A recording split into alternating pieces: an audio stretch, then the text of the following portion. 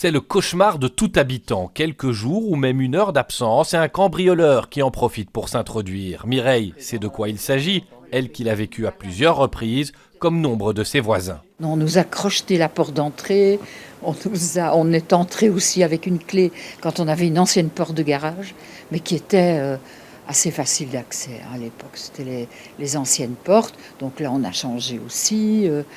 Et puis après, il y a eu des tentatives, mais qui ont échoué. Je me souviens, quand ils avaient crocheté la porte d'entrée, ils avaient tout retourné. Ils avaient sorti toutes les paires de chaussettes de mon mari. Ils avaient retourné chaque chaussette, se disant qu'ils allaient y trouver un trésor.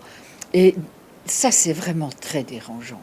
C'est votre intimité, hein. Alors à chaque fois, elle a un peu plus sécurisé sa maison, notamment sur conseil de la police locale et de son service de prévention qui se déplace gratuitement. C'est avec un tournevis ou un pied de biche. Oui, et alors ils viennent ici à l'intersection, à la jointure de la porte, et alors ils forcent le mécanisme.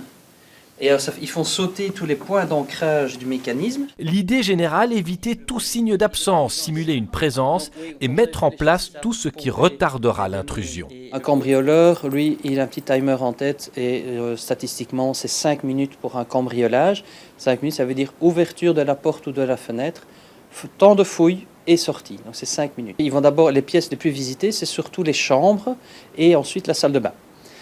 S'ils ont encore le temps, le living. Mais ce qu'ils cherchent principalement, ce sont des devises, du cash et des bijoux. À Woluwe et Saint-Pierre, il existe aussi des partenariats locaux de prévention, des citoyens vigilants qui s'échangent rapidement des infos et appellent au besoin. Thierry Paris, c'est l'un d'eux. Il a souvent agi pour sa rue et celle alentour. Des exemples très concrets, un entrepreneur laisse traîner le soir une échelle, un citoyen me l'a rapporté en tant que coordinateur PLP, j'ai remonté l'information, et parce qu'avec une échelle, évidemment, on peut s'introduire dans une maison sans problème, et donc la police a pris contact avec l'entrepreneur qui a fait attention de ranger son échelle le soir. Sur la zone de police Montgomery, on déplore entre 8 et 900 faits par an, soit plusieurs chaque jour. La police prend donc le phénomène des cambriolages très au sérieux. Nous avons des cartes qui sont éditées chaque jour avec les vols qui ont été commis durant les dernières 24 heures et la dernière semaine. Et donc, sur base de ces cartes, nos équipes sont orientées vers les quartiers qui sont les plus concernés.